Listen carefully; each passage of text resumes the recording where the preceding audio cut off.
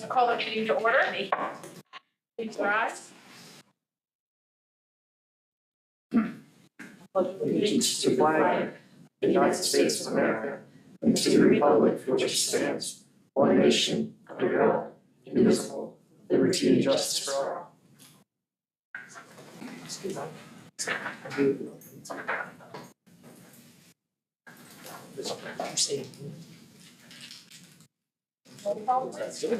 Mrs. Bollinger, Here. Mr. Fisher. Here, sir. Mrs. Fisher. Here. Mrs. Holtz. Here. Mrs. Kirschner. Here. Mr. Sayers. Here.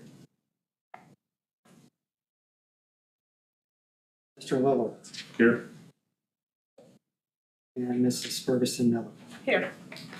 Thank you. All present. No public comment. So we're going to start off with the study session tonight.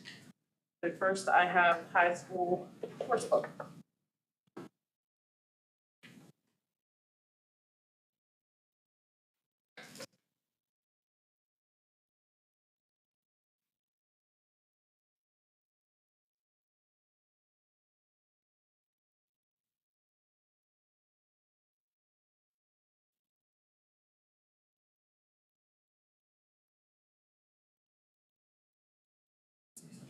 Actually, thanks for Jen. Thank you. All right. I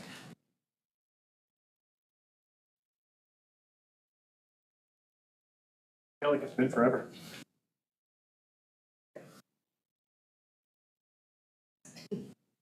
Yeah. Guys were like 10 for 10 on my work schedule.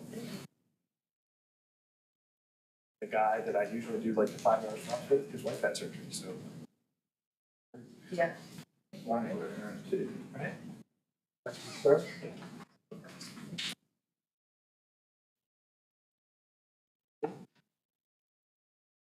Enough, I might give you one. Yeah. Just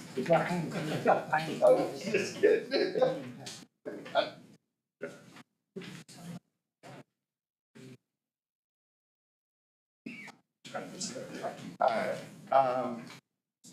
So the first sheet, the shorter sheet, is just a kind of a quick summary. It lists the courses that we added last year.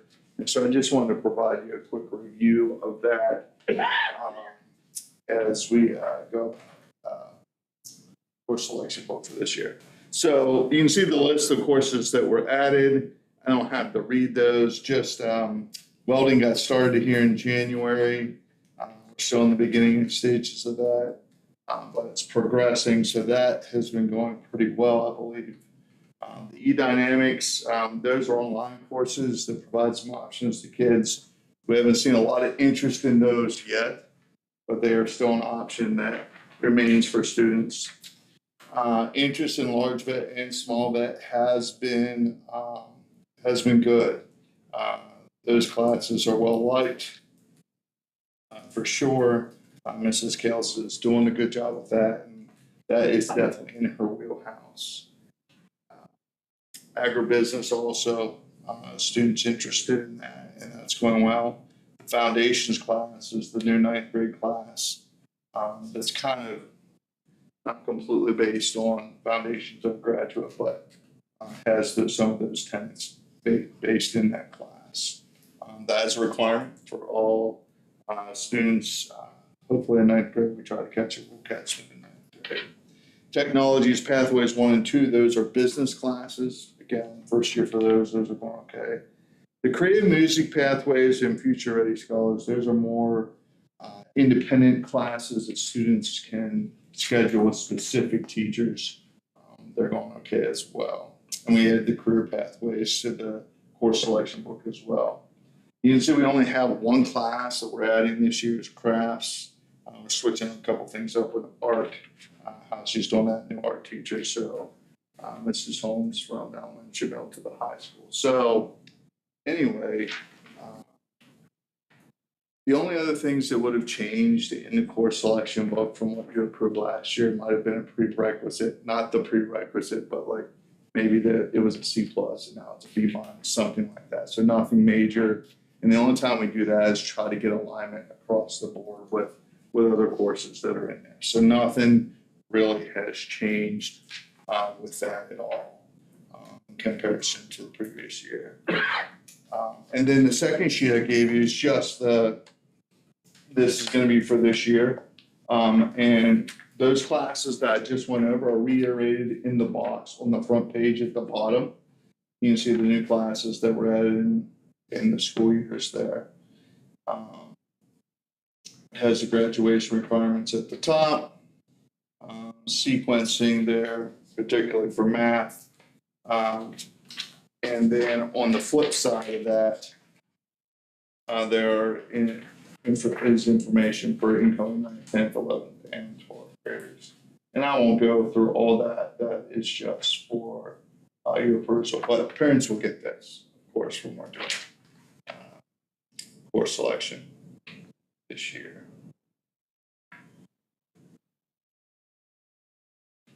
Any specific questions?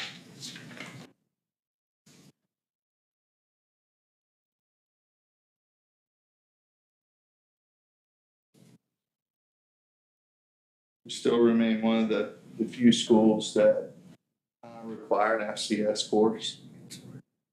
Donaldson, which maybe someone would say it's antiquated, but I don't believe that is so. And I think our kids get a lot of benefit out of her courses for sure. I think it's good that we do that, continue to do that. She does a really, really good job with the kids in her class. Plus, it's hands-on, and if our kids learn how to cook, that's not a bad thing. So, I mean, yeah, or whatever. So, the other popular feature is the childcare, which she's in now, and the preschool kids. She'll have some of those kiddos coming here in the spring, and yeah, that's always a pretty much a favorite as well.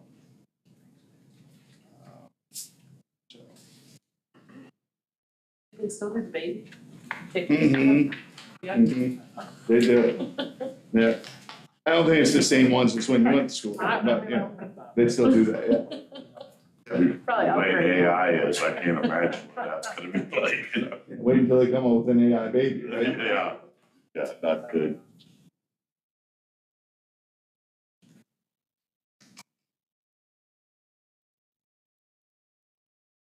Questions from anyone? Thanks, sir. Thank you. Thank you. Yeah, I know. Two of the dates are wrong. Yeah, we already know. We have it corrected. Yep.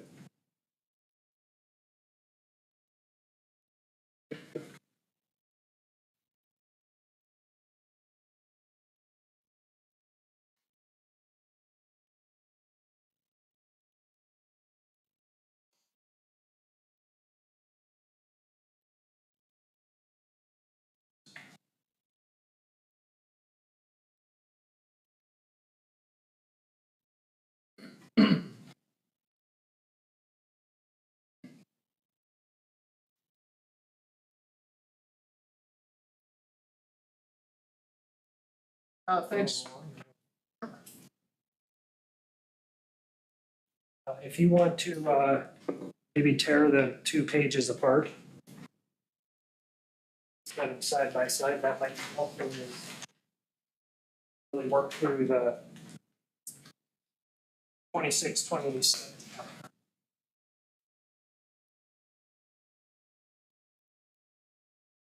So the one is obviously the recommended calendar for 26, 27.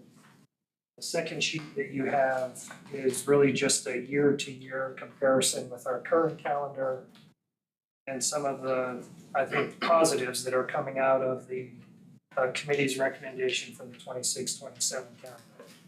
So before I get into that, just a really quick shout out to the committee. Mrs. Zepp, Mr. Taylor, and I really sat with Mrs. Marthers, Mrs. Getz, and Mrs. Martin from the high school. Had, I thought, 2 excellent meetings of discussion, which really led us to the calendar that you have in front of you tonight as a draft. So I appreciate the committee's work and really just trying to, I think it's hard to create a perfect calendar, but I think this one's about as close to it as we can really put in front of you, and hopefully you see why as I start working through some of those changes. So on the comparison sheet, August, there's really no change other than we start, first teacher day would be August 14th. First student day would be August 19th, this current year, 15th and 20th, just because of the way the days fell. September, an item of note is Pippin Fest. That it would be an Act 80 day, and that is, again, that last full weekend, right, of September. So 26, 27 calendar would be that September 25th day. We really had a lot of discussion around going to December, this winter break. You know, the value of days is important to us on the instructional side. We had dialogue, would we consider bringing kids in maybe Monday, Tuesday, half day Wednesday, no day Wednesday. We really got to what we're recommending, which is last student day in December would be the 18th. Give then a really good, decent winter break as we had this year. I don't know about any of you, but feedback that we've gotten administratively from lots of different layers of the district, including parents, kids, staff members.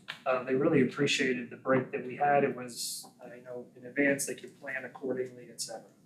So we didn't find that there was anything harmful in that.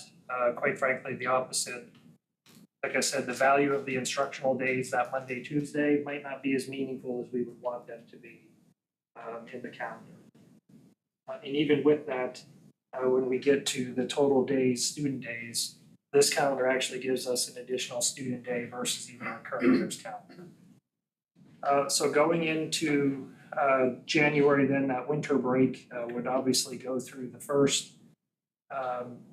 We had a lot of discussion then around these in-service days that are in this year's calendar. Those actually were more disruptive to the high school than we anticipated those being even last year in development of our current year calendar. So the idea was, as you see presented, the 4th, that Monday that we would come back from that winter break, would still not have kids, but it would be an in-service day. We really felt one in-service day built into that January timeframe is meaningful, but not two of them in that in the month of January. Biggest reason for the high school semester change, which means a whole new set of courses. They're trying to wrap things up at the end of the first semester, obviously begin a transition to the second. So that would be a change in January. Moving to March, I think a really big highlight in this calendar, we've not only heard from the board, but also members of the community. You know, can we have some evening activities, especially at the elementary? One of the things that you'll see March 17th, I don't know what events and activities will take place during this family fun night, but an evening activity at the elementary designed, obviously, as we have the name, for some fun activities and events, not only the kids and staff, but also the community. Moving into then May, again, graduation, May 28th. This year it actually would fall before next year it would actually fall before Memorial Day. This year, even though it's, you know, same date, it's after Memorial Day, so we would be done again at the end of May. A couple of other things in this calendar, we added a snow makeup day. This year we have one. Next year we would recommend two. That would be March 29th and April 12th. The marking periods, they're all consistent, 44 days in each marking period. That was really something that seemed to be extremely important, especially at the high school level. Again, those days of instruction are highly meaningful when they have really two sets of two things going on, one in semester one, another in semester 2. Total days, as I mentioned, the teacher days have to remain 186. That's contractually driven. Student days, we actually pick up a day, as I mentioned, from 175 to 176. The traditional weather days. This year, we had 4 days, no student makeup, and then the 5th day would have been, if it's needed, that makeup on April 6th in this year's calendar. Next year, we'd be recommending 3 traditional weather days where there'd be no anticipated student makeup. The 4th and 5th days would become those makeup days, March 29th and April 12th. And then if there would be additional days needed beyond that, that's when our remote learning plan would kick in. The reason we're not recommending 4 traditional days and we're recommending 3, the next component of this are the instructional hours.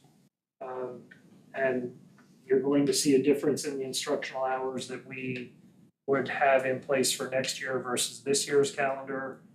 We really have tightened up what our start time is. And the difference that you see in the elementary K1 and 2 is, quite frankly, 5 minutes a day.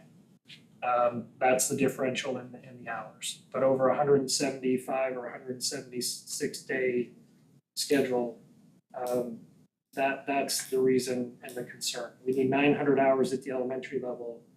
We start out with 938.66 hours of instructional time. We have to submit that information to the state in the calendar, in the report. And again, I think I've said to the board before, I don't believe a great recommendation from us would be, let's just meet the bare minimum hours. So we have an overage, but when we start to give back 3 days, I would recommend that is the maximum that we don't make up. And I'll just say already this year, we've used 6 2-hour delay days just because of weather. And those actually count and start to whittle down those instructional hours as well. So I think we feel really good about recommending the 3, but no more than that. And then the 2 built-in days that we would make up if needed.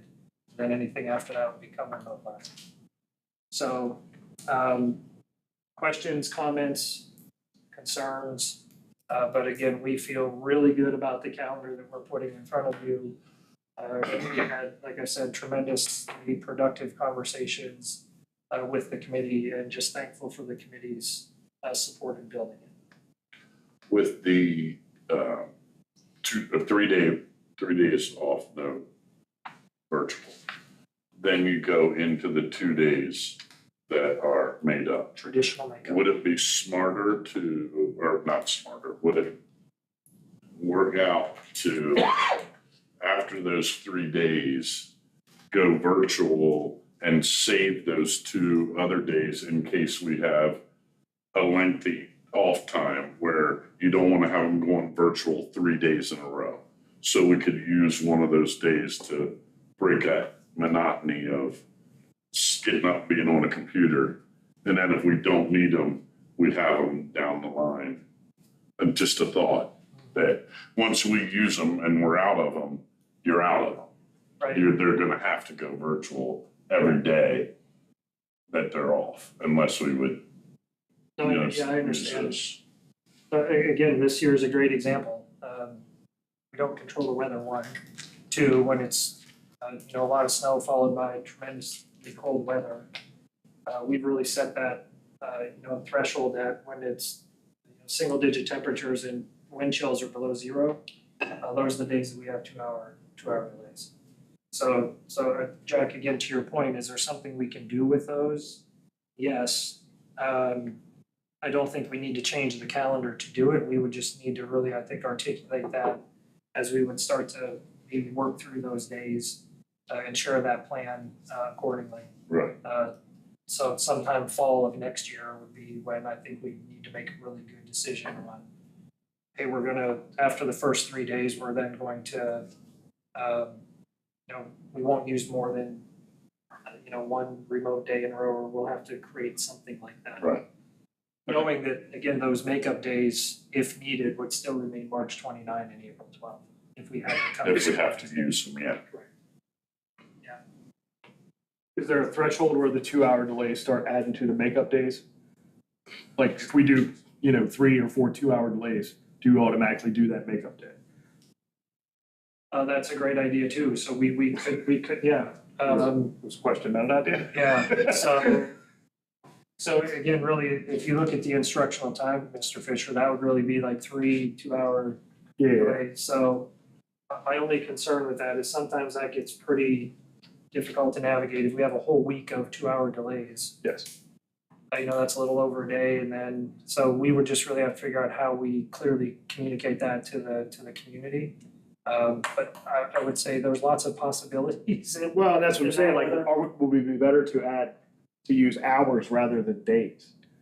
Like, we have this many hours of snow, Yeah. whatever, 18, right? So we have 3 Yep. days, so we have 18 hours of wash.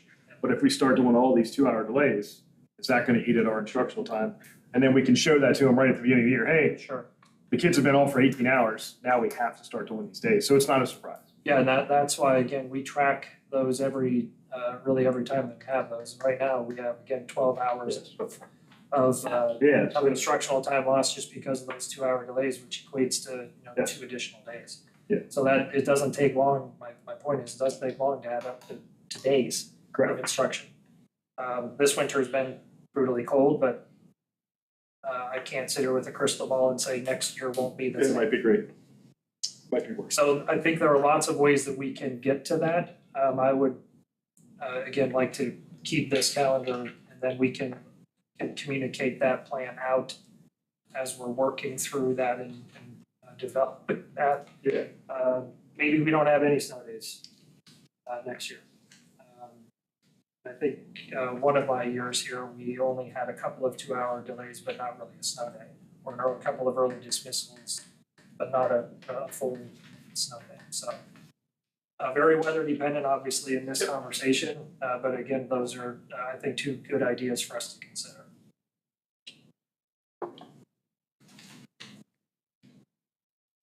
Other thoughts, comments? Just click here, you're looking up. The elementary school teachers, I know that they had talked about conferences and they had wanted specific things when it came into conference time. Did we take that into consideration? Because I see it split here again. We did. Okay, And- and remind me what the elementary school teachers wanted? Yep. They want them in the evening or did they want that whole day? This I will tell you again, that's why I mentioned the committee members. I'll say there was a lot of texting going back and Okay. forth as we're developing this. So I'll say even more than one elementary teacher had the calendar. And then what we have here is what they have given that support of. Okay. So, but to your point, I think it's important to note, in order to get that, again, family fun night in that March timeframe, they would look to have, I'll say, meaningful needed conferences in the spring. So if children are, underperforming or struggling, I think those would be the targeted conferences in the springtime. Again, in order to allow them to have that opportunity to be available for that family fun night in that evening in March. I'm gonna look to Mr. Taylor Fair. Yeah, Absolutely. again, our conversations were highly productive, very meaningful, focused on those very things. Help us understand where it's best to put not only the time. If you notice, October actually, 8th, elementary is really saying, hey, we want to move into October. I think this year's calendar, middle school was the only one that wanted to do that in October. But now you'll see October 8th, everybody's having conference in October because I think the teachers are recognizing, let's have those conversations maybe sooner in the school year than starting those conversations in November, just as an example. I'm just thinking, as the teacher in the classroom, you just send out report cards and now you have me coming in for a conference. I don't want, from the teacher perspective, my conference to be hijacked because we're talking about grades on a report card. That would be the only thing I was wondering.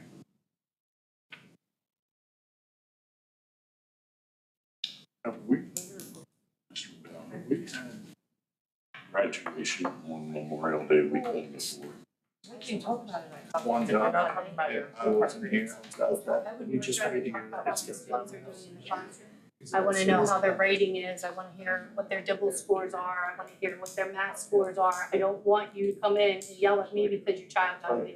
But I wanna feel like tell you what they're doing in the classroom every single day. And I'll That's what it focus on the is. learner. even before. Senior week, man. Yeah.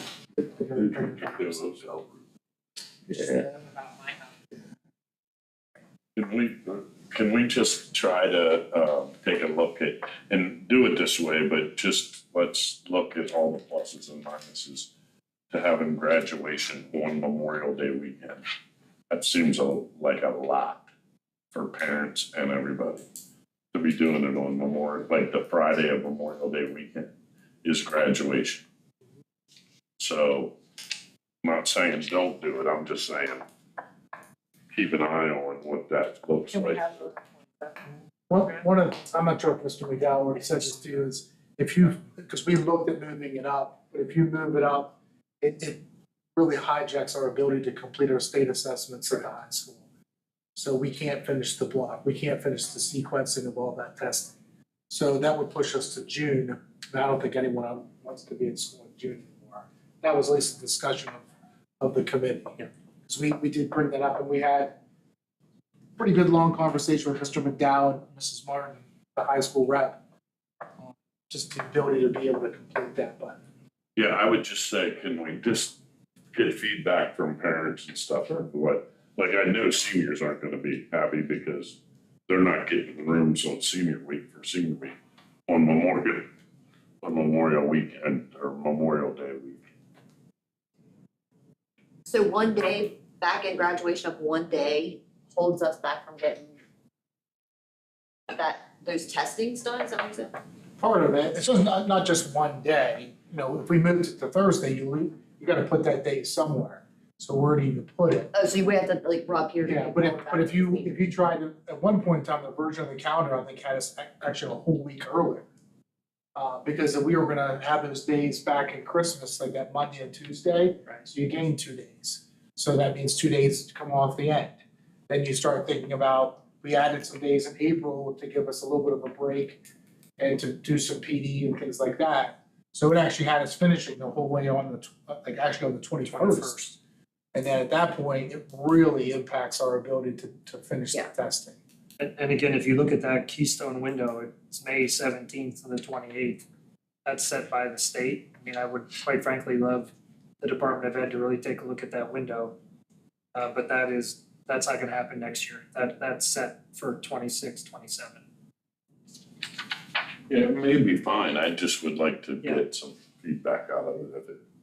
I mean, What's the requirement for teachers after the last day of school? Like, once the kids leave on the 28th, what are teachers' requirements? What are they obligated to do after that last day?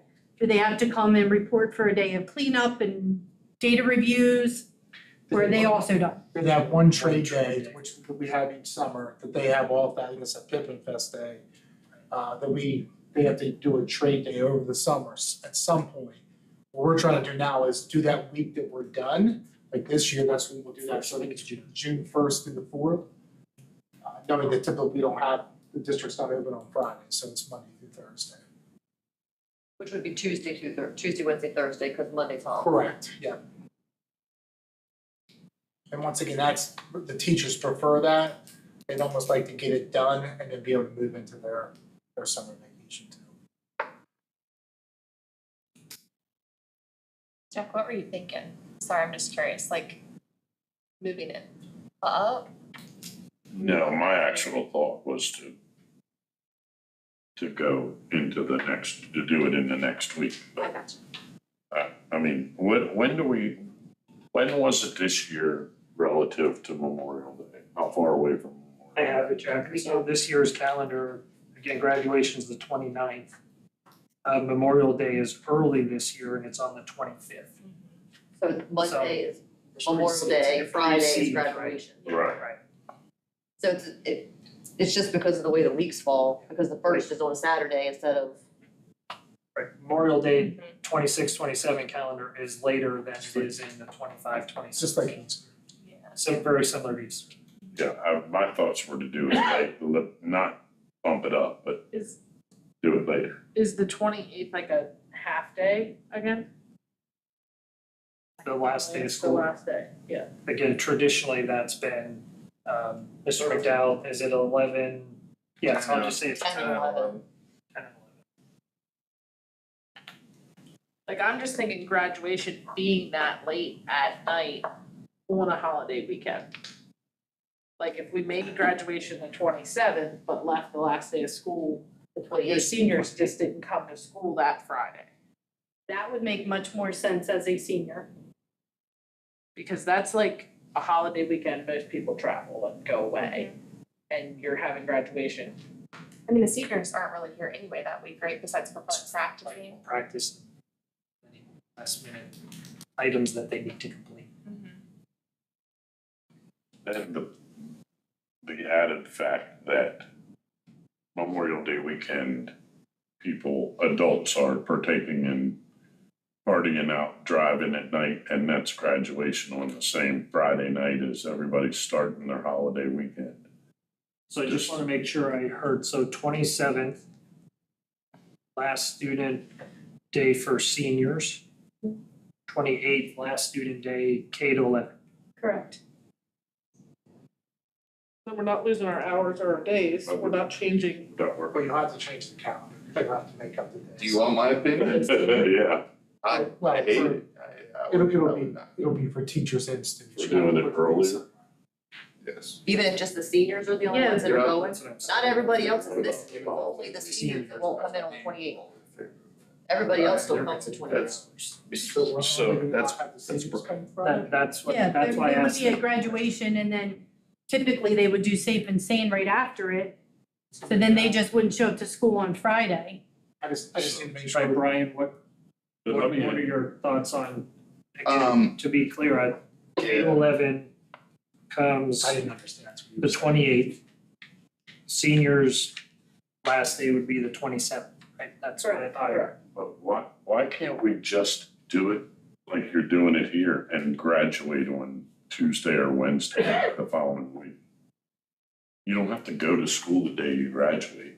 You can just have graduation Wednesday after Memorial Day weekend. Yeah, but I think what you're saying about everybody wants to travel that week, having it during the Well, next that week, kind of weekend. just as foolish. Like, that's what people are already aware. But that's when we always have it, the Yeah. week after Memorial Day. Like graduation week is always that week. It's just never on that weekend. So you wouldn't be pushing school days around. You'd just graduate to, you Yeah, have but 2 instead days of- off before Instead of moving the whole district, all the students, you're talking about 70 kids not showing up on Friday because they've already graduated. And then you can, yeah. But we're not moving You're the whole talking, you're district. talking an hour and a half. But what you're doing is just leaving it like it is and just having graduation on that next Tuesday. So you're not moving anybody. You're leaving everybody in this schedule. And that ends on Friday. Then you celebrate Memorial Day weekend, then on Wednesday you have graduation. Oh, if I was a senior, I'd. If you, Yeah, I if wouldn't you're a wanna do senior, that I'm to not coming seniors. back. They're- You're not coming back? No, why would I? My school year's over on the 28th. Why do you want me to come back and walk across the stage? And would there be a requirement for them to come back and walk through again, because they probably forgot everything over the weekend? Yeah, I would be You know what I mean? One of the things we need to hear from Mr. McDowell, because he knows this in and out, is we also have to make sure that sometimes we're in situations so we have enough time to know that our seniors had graduated. So, because we do have a number of students who sometimes push it right up to the crunch. So, Mr. McDowell, do you want to talk a little about the ability to do finals, keystones, Final grades. all of our other requirements if we seniors aren't here? Yeah, anything that takes the window and moves the seniors before the rest of it happens, really puts a crunch on all that. I know it's moving them out and saying they won't be here, I get that. But we're working to have finals and keystones at the same time. It's already a pinch to do it honestly that the 28th, moving it earlier would be very difficult to get all the things done appropriately and as well as we can. Even if it's just moving the seniors to graduate on Thursday, because we're still talking grades and stuff that need to be finalized. We can do it all at the same time. It just is a lot smoother process for all that. Again, we have AP testing in there as well, which is in there. May is very cramped, and on top of that, we're doing scheduling. We need every minute that we have for the kids and getting down to the deadline. So in the past, they did graduate after Memorial Day. And one of the reasons that is it put the finals window for all the other kids out of the Keystone window. And when that happens, it just allowed an easier transition for me. I recognize that's my building. It's only part of the district. I get that. You asked, that's just my Yeah, answer. I think Dave's question. Do we have a schedule for, I'm sorry, do we have a schedule for when the exams and stuff would be? And I have that all I done. don't know, so. Well, I don't have it all done So- for Yeah. this, but I have it all done for this year. So one of the things, Mrs. Fisher, that we have not had in the past that I think is really important to point out, so it's a really good question, is it's not even just that, but for the calendar itself, there's a rhyme and reason that we do have, like we were talking about, one parent conference stuff. What we're doing, universal screeners or Right. benchmark PSSAs. So one of the things that we're working on is, think of almost like a cover lay that goes over this calendar that shows here's the windows of each of those things, so it all comes together. Because sometimes without those things, you wonder why we do things that we do, but it really does get difficult, because some of those students are not, even though they're seniors, they're in classes with non-seniors, so you still have to make it all work for finals Right. and some of those other assessments. So can I just make sure I'm understanding? We're talking the 2 hours on Friday, you're giving high school assessments on that 2-hour Friday, which is why we can't move the seniors up.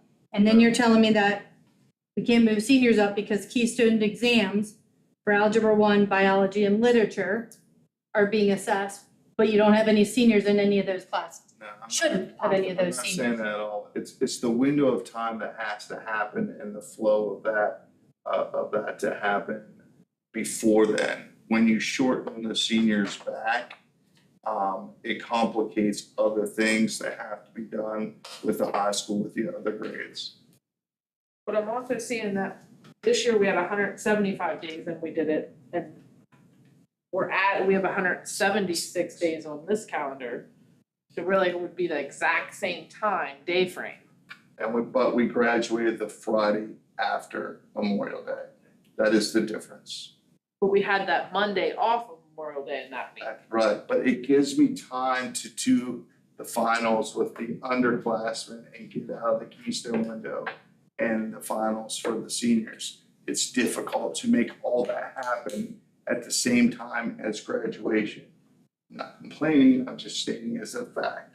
Trying to do that all at one time, with the amount of staff that we have to do that, it just takes time. And do schedules. We give all our high school kids schedules before they leave the building for the next year. Do some of them change them in the summer? Yes, but they all have them. We're trying to do a lot at the end of the year, so every day is precious. And when you change that order, if you move that back, it's gonna complicate that factor. I will have underclassmen taking finals on the 27th at the same day we're trying to run graduation practice and do graduation. It's gonna be very difficult. I'm one person. I just have a question about seniors. So, and this could be this year, I don't know. I just know from back in the day. The last week of school, the seniors typically though, it's like they practice one day, they go to a lunch in another, like it's a fun week, the last week. Is that still how it is or no? They're taking fun? And I'm the one that does that with them. Okay, So what happens is you just run out of people and you run out of time to do it. Because between Mrs. Matthews, Mr. McDowell, there is no Mr. Wolford now at this point. So if other staff is giving finals for other students or doing other testing, there is no one else to do that. It is unfortunately one of the things that happens to us in a very small district, there just isn't enough staff. So, And Brian, unless something again, else gives, and this is more important, Mrs. we have Phelps that and- discussion. Mrs. Klein, right? Uh, Aren't they also included in those practices with the seniors? Mrs. Phelps does help with practices, yes, Mrs. Klein, no. Mrs. Phelps and then class advisors read the student's name at graduation. So what happened between this year and next year that we've shrunk down and tried to get it in before Memorial Day week? We It's did just the Memorial week Day. that Memorial changes. Day. Memorial Day was the 24th. It's just like last Easter, year, think of it that way. basically. It was the 24th of May. Correct, basically. So we're doing it, It fell there. okay. Right, Memorial Day this year, Jack, is the Fell that 25th of May, and graduation is the 29th.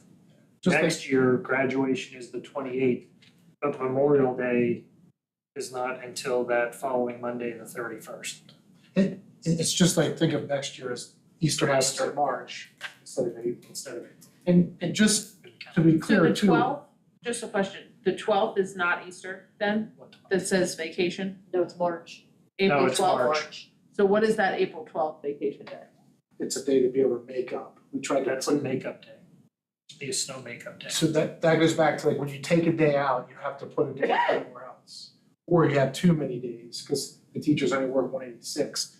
So we tried to put that in there as a makeup day. Plus, if you don't, April's a really long month. You know, when you're in the classroom at that point, it becomes tough. So trying to think ahead. If it does help you understand a little bit too, what happens at the high school, we also had the same conversation because it's still a semester break, whether it's in the winter or in the spring.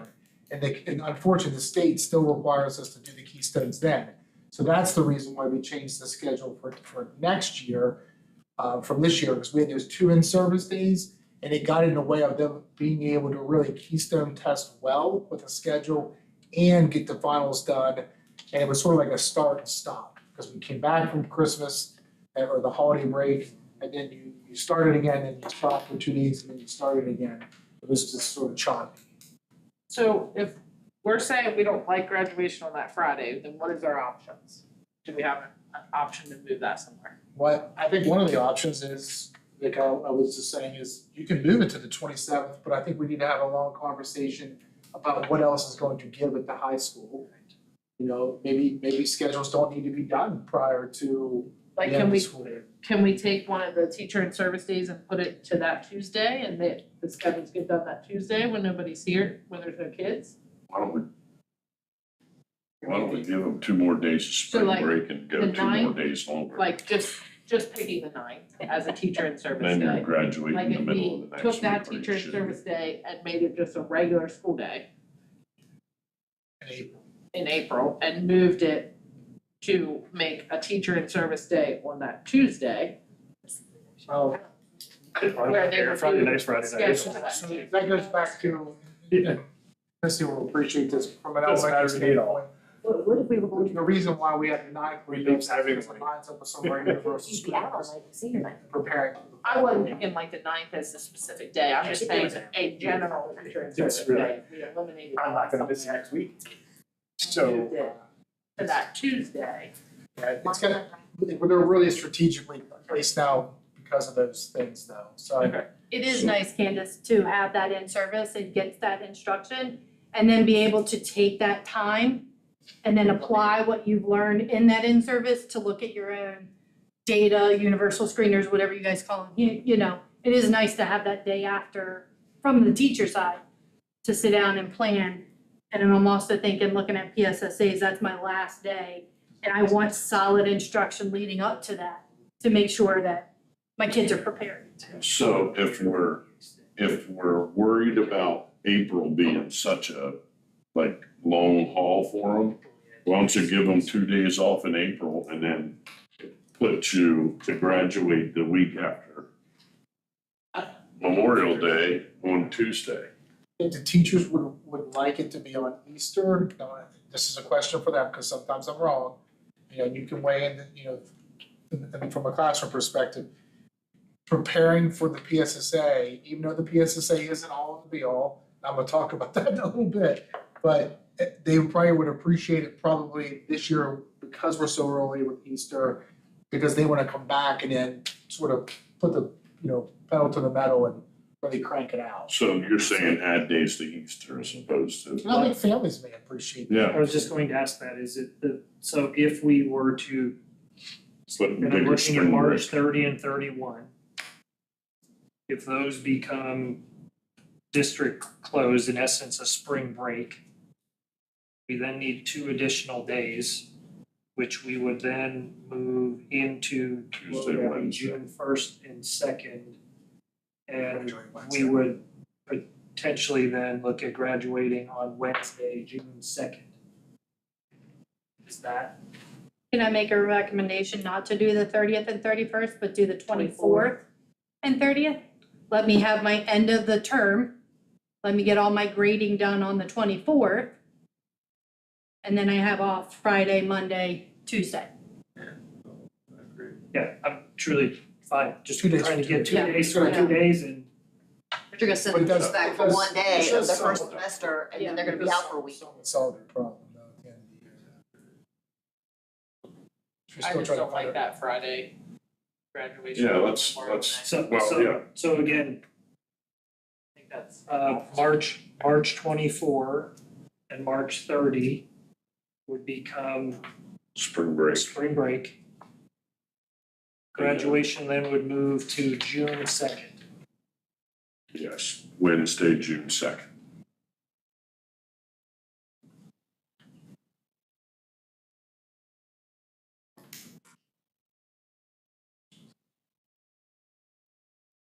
Like, just throwing it out there. Any concerns on graduation being a Wednesday?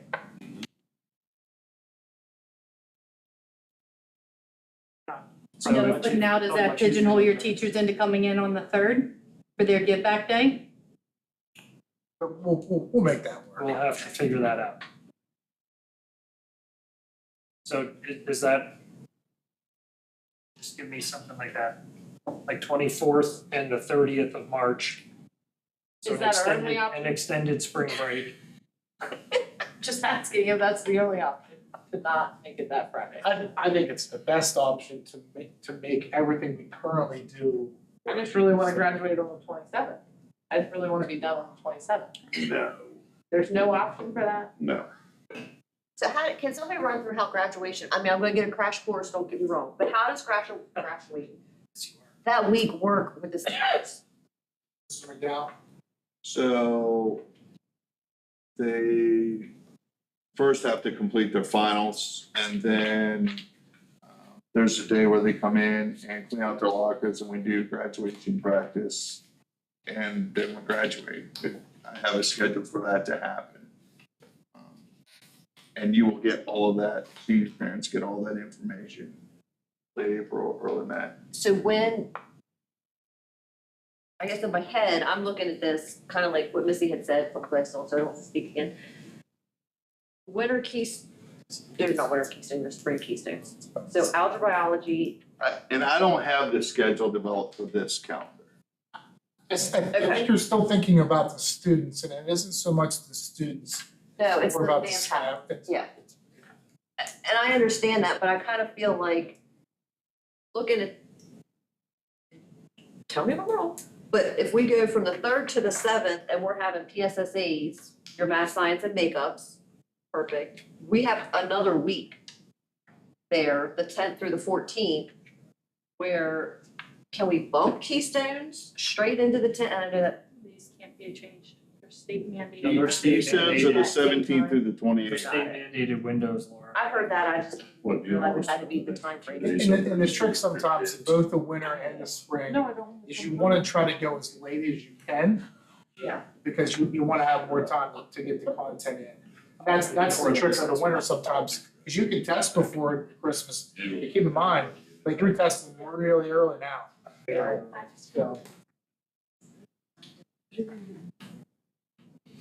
I would like to see an option though, when graduation is on a Thursday, not changing anything, but move graduation up and see 27th. to the 27th and see what true manpower is needed to keep everything going, because, yes, to keep Mr. McDowell able to do his thing with the seniors and keep everything the same. And like leaving the 28th, The last day Still for the last As everybody the else. last day, yes, just the seniors, I think you can do that. With the manpower that was mentioned, I think it can be done. And I feel like maneuvering, I still like adding days. I think spring break's hard, Well, I 2 think days off. we should give that cover letter. I think once we have that, and it's not really a cover letter, but Yeah. it's sort of like a sheet that Mr. Halp already had. We can lay it side by side. If you see all the days with all the testing. Yeah. All the things the other things we do at the high school, and then we can sort of add the people on there. I think it'll help. Well, and go back to your committee and talk about, if you could, and just ask for their input as well. I mean, what happens if we start on the 18th? not we're on the 18th. Move our start day back one day. That's really tied to ACT, like we try to coordinate that to that start time for ACTI. It's just didn't so. I'm just thinking, Just if throw it out they're right not gonna wanna come back, I mean, maybe the teachers will, I don't know, but if I'm like on Right. Memorial Day, I'm out, like, I don't wanna come back. Well, and the kids have already checked out anyway, so I feel like, They did Don't that get me wrong, makeup. I love a good winter break too, but It I just doesn't rather matter be done. when you make the last day of school, the last week and a half of school, the kids are checked out. 100%. We're just trying to avoid, I'm just trying to avoid putting kids out on a graduation night in the middle of a Memorial Day weekend. Memorial Day weekend. Is there any It's option just for very 5 day dangerous. during the day? Like, do we have to graduate late at night? Can you imagine? Yes. Yeah, Yeah. I'm I'm one person trying to get this. it's 700 degrees that day anyhow. So I wanna make sure we're capturing this to take back, so I'm hearing two options. One, March 24, March 30 become spring break and graduation on June 2nd. Yep. That's one option. The other option is move, like basically leave this calendar as it is, move graduation to the 27th. K to 11 graduates, or last day of school is the 28th of May. Yes? Yes, Yes. We will take that back to the committee and bring, do you want us to bring you two options at the 23rd voting meeting, those two options? Yeah, Yeah, okay. We'll do that. Is it just parents and vacancy? yes. So that one, I'm just thinking if teachers were there until 3 AM, that would be terrible, but, okay. Thank you.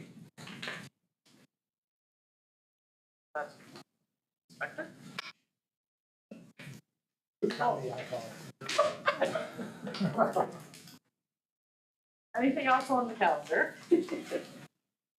Okay, moving on to regular board meeting. I need a motion to approve the minutes from the December 1st and January 12th meetings. I make a motion to approve the minutes from December 1st and January 12th. I'll second. All in favor? Aye. Perfect. Now I have presentation and reports. First up is Mr. Al. First presentation is because we missed the January meeting. The cards that you have in front of your places. Remember, January's Board Recognition Month. Elementary really did the display that you see to my left. The displays on the back side to my right. The one behind us for the specials. Really thanking you as board for your time and your commitment. And then on top of that, the cards that you have in front are for you to take with you. And you have a certificate of appreciation as well for the service that you provide to the district and the community. So I know it's late and we're past January. Again, back to we don't control the weather, but thank you for giving the time to the district. And the kids wanted to thank you too, so I hope you get some good enjoyment out of the cards. Some of them are very, very cute, and if you want to take some time to read the displays. So thank you again for what you do for the district. So that's first on my. It's special. I do have a couple of other updates, and really 3 of them are not traditional items in the agenda, just to, again, I'd say have some public awareness of the items. One of the items of note on the agenda is a motion to approve a temporary administrative business office position to provide short-term support focused solely on audit completion. As the board is aware, we have developed a plan to return to a current audit cycle by November of 2026. This temporary support is consistent with how the district has utilized other contracted services such as IT support. Again, there's a Creekside Technologies item as well this evening, nursing services and special education aids to meet specific time-limited operational needs without adding permanent staff. The sole purpose of the position is to assist with audit preparation, documentation, and coordination so the district can return to a current audit cycle. Once that objective is met, the temporary position will conclude. Mr. Wilk will be providing monthly status updates to the board during regular voting meetings regarding the progression of the audit work. Ms. Lori Duncan is the motion, and quite frankly, we're fortunate and thankful that she has even agreed to help us in this work, just given her expertise as a retired business manager from Conewago. So that's one item on the agenda. Second one that is not typically on again is a national conference for myself. That's actually in Nashville, Tennessee. I plan to leave Wednesday, return on Sunday. In renting a vehicle versus flying, quite frankly, very shocked at how expensive a flight was from Harrisburg to Nashville. The most fiscally responsible option was to rent a car and drive. So that's what I plan to do to attend the conference. There anticipated to be 4,000 really district and central office administrators at the conference. It is the National Superintendent's Conference. 2 years ago, I attended in San Diego, so it's not something I look forward to attending every year, given the expense, but really looking forward to attending that conference this year as well. The last item on the agenda is, again, we also have a motion to accept a resignation from Lisa Sturgis, board member, which is effective January 1st. As such, I wanted to provide some information about the process to fill a board member vacancy. Again, this board member term will begin February 24th, 2026, and really run through November of 2027. And then we do have information pending board approval that we would then post to the district website tomorrow. We'd have packets available for anyone interested in coming in and really interviewing publicly in front of the board on the February 23rd meeting. So we would post the information that people would need to complete and have that available, like I said, on the website, as well as packets if they wanted to pick one up in the district office. In order to be eligible to, again, apply for the vacant seat under Pennsylvania School Code, you have to be 18, you have to be a citizen of good moral character and a resident of the school district for at least 1 year prior to the date of election or appointment. What we would be looking for in terms of someone submitting to us is a letter of interest, and in 500 words or less, identify their name and address, why they want to be a school board director in Fairfield Area School District, and then really what they would be bringing as a member of the board to potentially sit with you on the board. So our plan, again, pending your approval, we post the vacancy tomorrow, run that vacancy through the 20th. Anyone that submits in that time frame, we would bring they join us at the 23rd board meeting. You would publicly interview those candidates. And then on the 23rd, think like the reorganization meeting, there would be a nomination for a recommended candidate, a second board vote, and the first person that would get 5 or more votes would then be seated at the board. There are additional requirements after board vote, financial interest statement, and they'd have to be sworn in. So it hopes to get them fully seated at the March 9th meeting. So questions on kind of that process? My last item, again, I just put it in board note, but want to give them a shout out publicly. So just really congratulations to Olivia Sanders, Johnny Wassler, Michael Fisher, and Chris Brown. They really presented their Bus 360 app idea at the PNC State Conference. I think I said to you as a board, like, they're not really talkative at 6:30 in the morning. Thought they might be a little bit more talkative on the way back home. They weren't, they were asleep. Great, I guess they were really tired. But again, most importantly, they represented the district extremely well, not only at the conference at the state level, but even getting to that point. Said to them multiple times that day, I don't know if it sunk in or not, they had a top 9 project and idea in the state of Pennsylvania. And that's what really got them to that state conference. So super proud of the kids. Again, they represented not only themselves well, but the district extremely well. And I'd be remiss if I didn't give a shout out to Mrs. West, their gifted ed teacher as well. So all in all, thought the kids did a great job. They were really proud of the app, and really had to apply something to a real world problem, and that would have been their solution. So they didn't obviously go and build any code to develop the app, but just their idea and their thought process was outstanding. So kudos to those kids. Thank you for all of that update. You're welcome. Mr. Taylor? So I do have several things, so I apologize, since we had a chance to meet. So as everyone knows, we are working on a comprehensive plan, even though it's not required by the state at this point. We completed that, I guess, about 1.5 years ago. We are venturing back into that, really from the idea to give the district direction for the next 3 to 5 years. I think we've approached an area in Mr. Halp and I's tenure in the district where we really want some information back from the community. And I will say that we had our best response ever to the survey that was sent out. And we had a number of people participate in our first session. I thought it went well.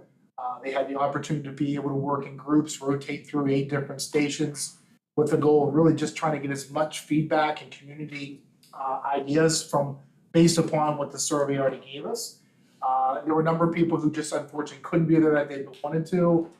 And we are actually rescheduled now for our next session for the January 18th from 5 to 6:30. A number of the people who were not there the first time said they could be there. So looking forward to that. Once again, encourage any of you that if you'd like to participate, I think it's just getting a chance to hear some of that feedback from the community. Because I do believe it's going to make us think outside the box a little bit, make some changes to the district. Just highlighting a couple things. We've already been working on some adventures and careers and adventures and learning trips at the middle school level. That was a large part of what we talked about, just trying to give more opportunities for our students.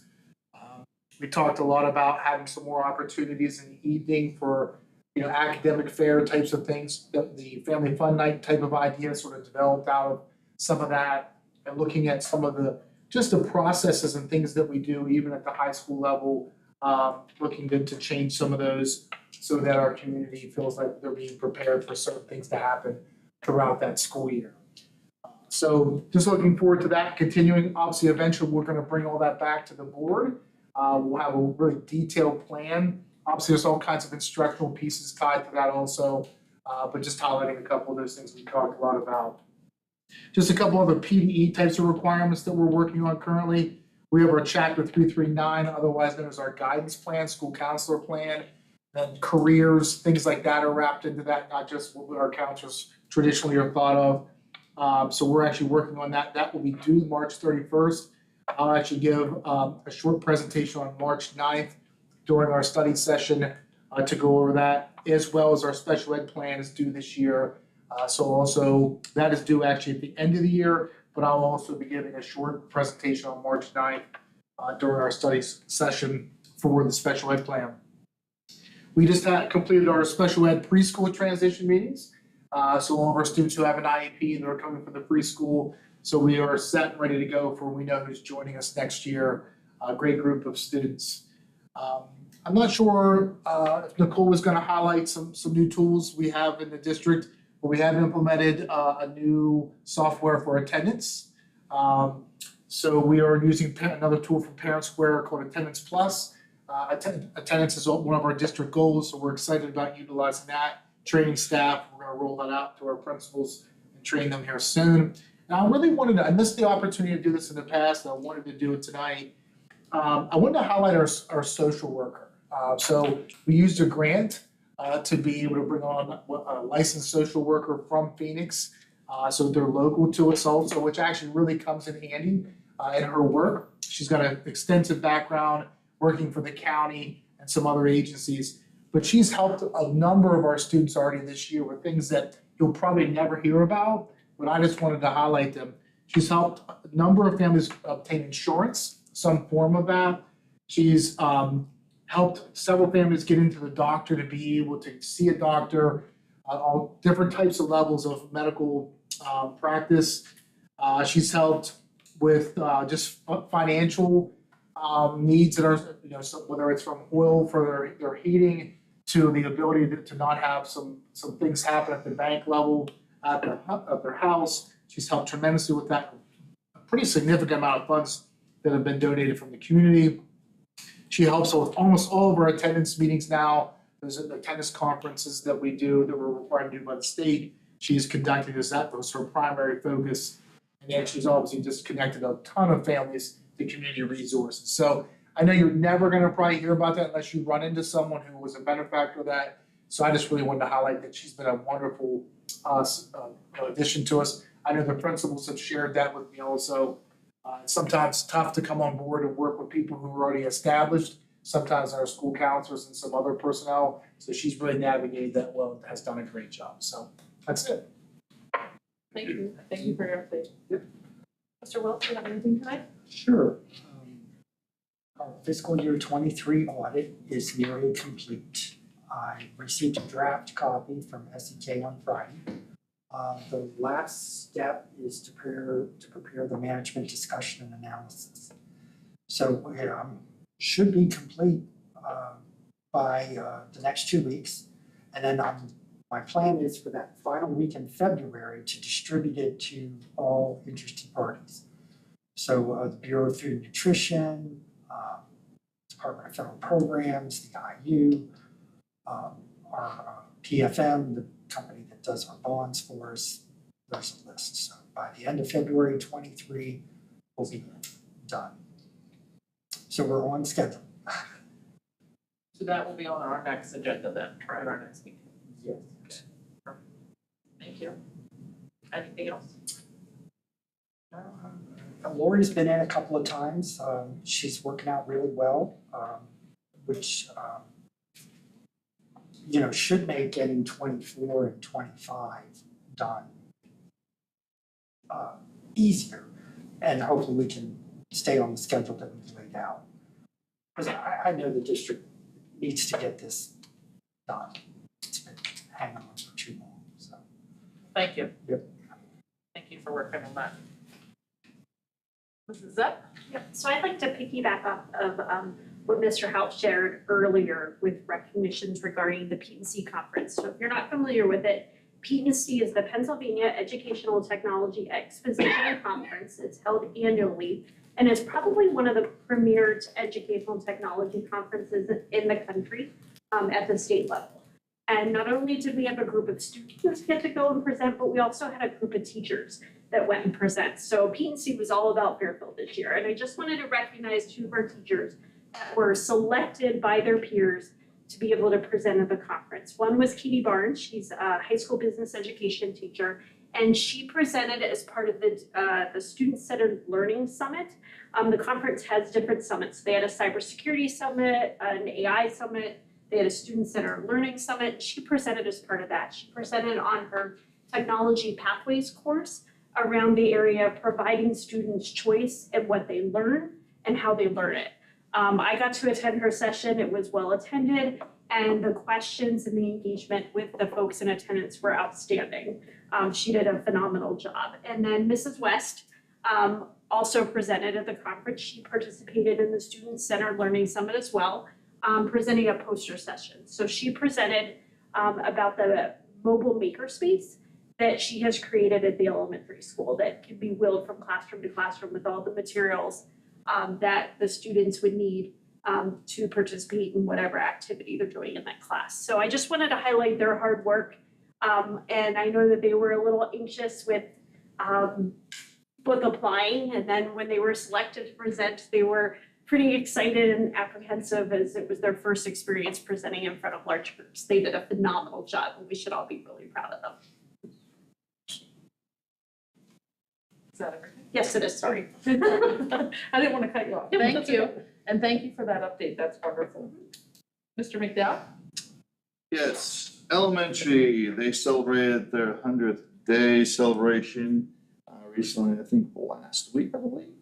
And lots of kids' participation, of course, all the activities related to the number 100 in the elementary school. Ms. Bourne indicated that the first admin instructional rounds happened in our building, and she gave the example of Mrs. Ball's class. They were doing some reading when, and she indicated specifically that there was lots of differentiation meeting student needs, small groups, and she just indicated that Mrs. Ball did an excellent job when they were walking through the classroom and wanted to highlight that. Middle school, recently Q2 Principals Challenge. So Mr. Hofacker worked on that with the students through PBIS. Students got to participate in this if they had no missing assignments, no office referrals, and no unexcused absence. At the high school level, again, I just want to highlight Mrs. Kales in the small and large classes. I do that because there's interest there and it's translating to kids taking that knowledge and looking at careers and things beyond the high school. I think that's important to note because that was the goal of us adding those classes, was to get students interested in doing things with that upon graduation. Maya Blair, she won the Ag contest, I think it's Franklin Adams and York counties. First place, she'll be representing the area at the Southeast Regional for our Ag, our FFA. And then I made note of this too, but publicly, the YIA Athletic Conference will be going through a name change, and that will become the South Central Athletic Conference, and that will be starting next school year.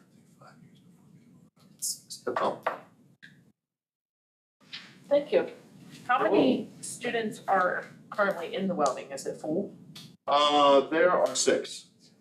And it's Yeah. not what we can have Yeah. left in help? 6? We could technically have a little more in there, but that was the interested students, but it also helped us get started with the staffing and resources and things like that. Matthew, learning anything? Matthew loves welding. Good. So moving forward, we'll be able to have a little bit more, not many, but. Correct, and the way we were trying to set it up is we would be able to expand based upon the participants of who's interested, so. I mean, I can give you a cost of what it's to this point, I mean, it's been a chunk of money to get us here. So, and there are still some materials that they've been asking for that I'm working quickly to get them. So the coordination of things has been some work, but we're plugging away. So at the end of the day, the students love it, they're excited about it, that's really what we wanted. So They're progressing, they're actually learning and doing already, like I won't say day one, but day two, they had welding gear in their hand and were. Yeah, and I just to scratch the surface once again, not to go down that comprehensive plan too far, because you'll get a chance to see that in the future, but welding is just sort of scratching the surface of it. You know, where are some other areas that our students are interested, how can it come full circle, how can we get to the workplace, be ready to be an employee of that, internship. We also have a couple of other students actually, not even because we went out and done it, but are actually doing some internships and some really cool, just environments. It's pretty awesome actually. So those are some of the things we wanna do, but we're gonna have to get creative. It's gonna require us to think outside the box, specifically with things that we've done historically in the past, so. One of the side benefits of the instructors, talking with one of them, like, he's going to, I think, fabricate some equipment for us as well. So, I think we've benefited from some of those connections that he has, with current vendors, given his work at Hagerstown Community College. And some of, like, they use Volvo as an example, some of their scrap is like gold to us. And because of his connection there, we have benefited from materials. So we're going to get a few other items on top of just his expertise in the welding area. But he's seeing, oh, we could use a table, I'm gonna make one. And he has the skill and ability to make one. So yeah, it's super. I'd actually highly encourage you to connect with either Mr. Taylor and I, just to come in. We can't get too close, like some of the sparks that are flying off. Our clothes will burn, but the kids are truly enjoying the time, and I think we've lucked out.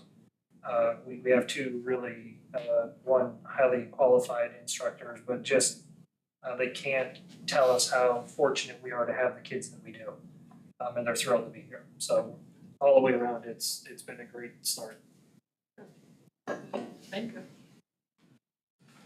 Alrighty, so we're moving on, I have no public comment. Consent agenda. So this is big one. Letters A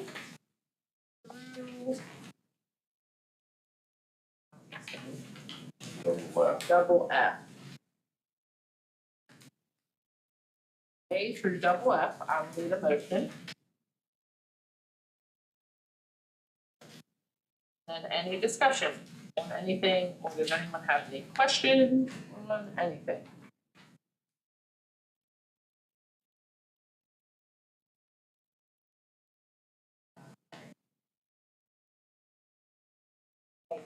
So I don't get mad, because I'm bringing this back up, but are we, I don't know, I feel like really got the back burner last year, here we are again.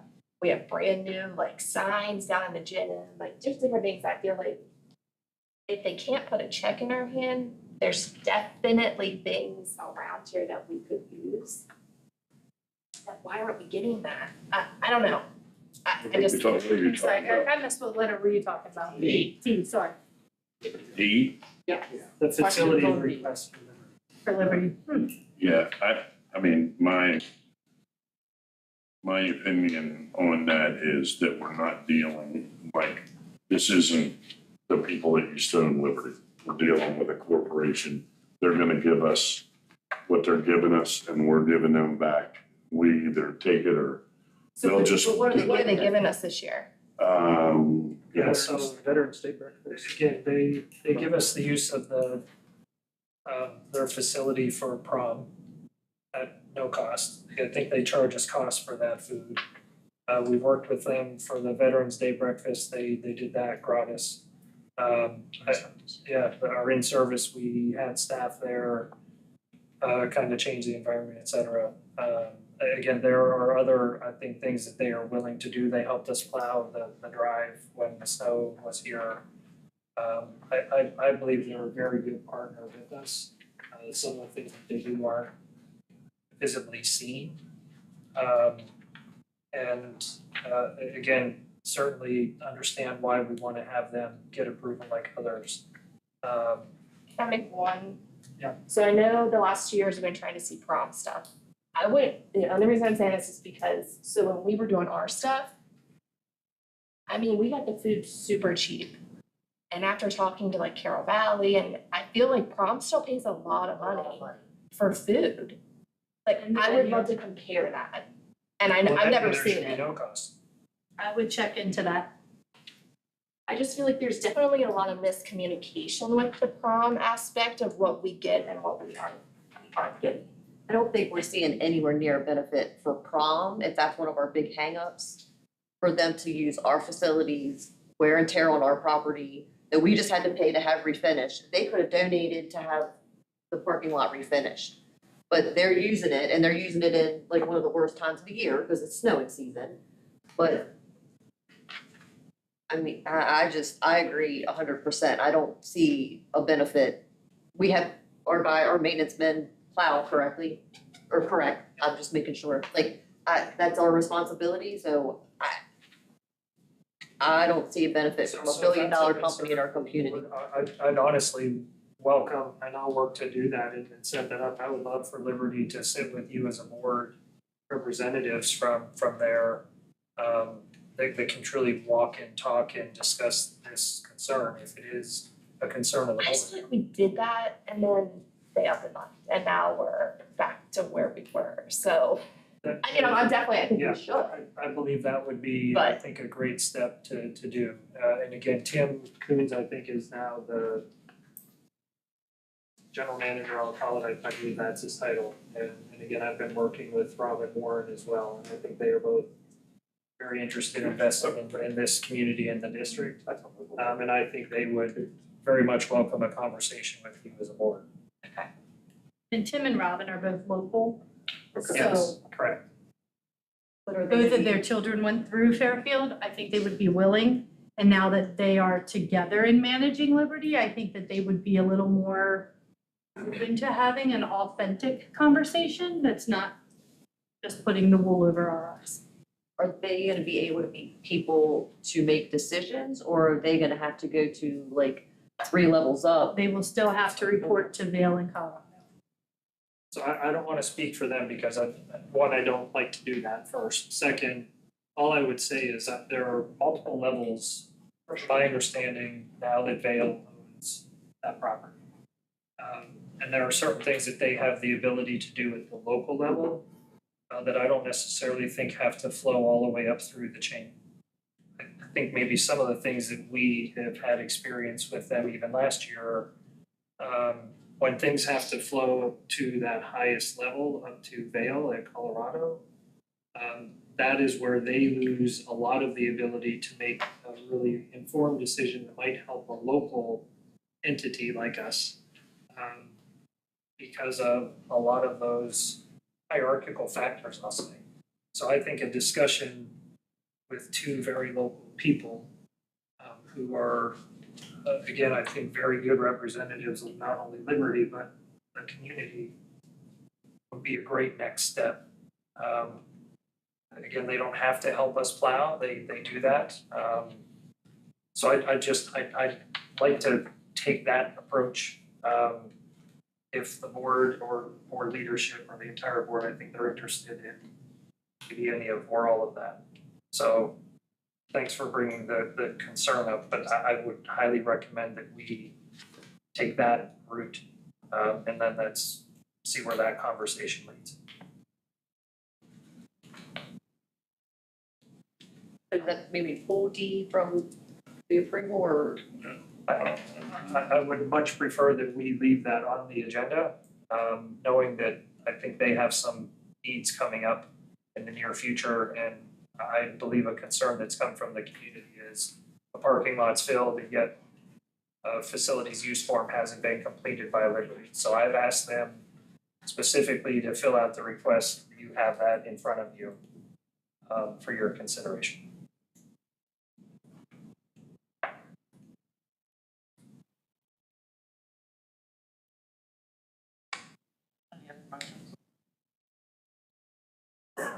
No, just as long as we are gonna get to, I mean, I'll definitely vote yes, but I just wanna make sure that there is gonna be some. I'll set that up. I think they're very open and willing to. Okay.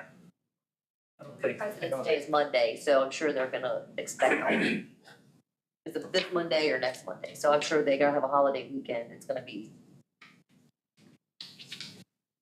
Any other questions on the agenda?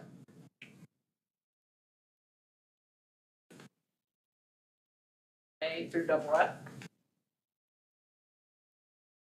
I second. You already did. Oh. Good work. Yep. Yeah. Well, I did not, I'm bad at that. So then we just need, there's no questions, we just need a roll call vote on that then, please. Okay, Mrs. Bond, Yes. Mr. Fisher. Yes. Mrs. Fisher. Mrs. Holtz, Yes. Mrs. Kirschner, Yes. Mr. Sayers, Yes. Mr. Littler, Yes. and Mrs. Ferguson, no. Yes. Okay, motion carries.